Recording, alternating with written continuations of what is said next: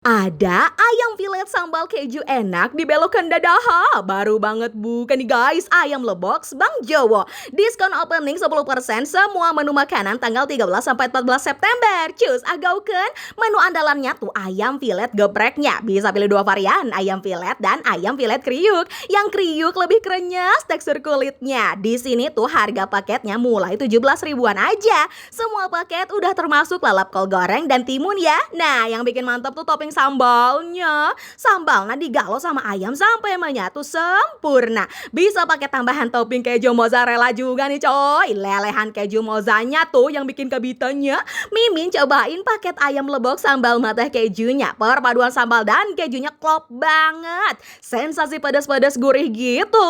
Ada dua varian sambal lebok dan sambal matah nih. Yang sambal lebok tuh pedas-pedas wangi nagih ya. Pakai kacang mede nih unik beda dari yang lain. Yang sambal mata sensasinya lebih seger. Kalau pengen yang paling komplit bisa pesan paket ayam lebox istimewa.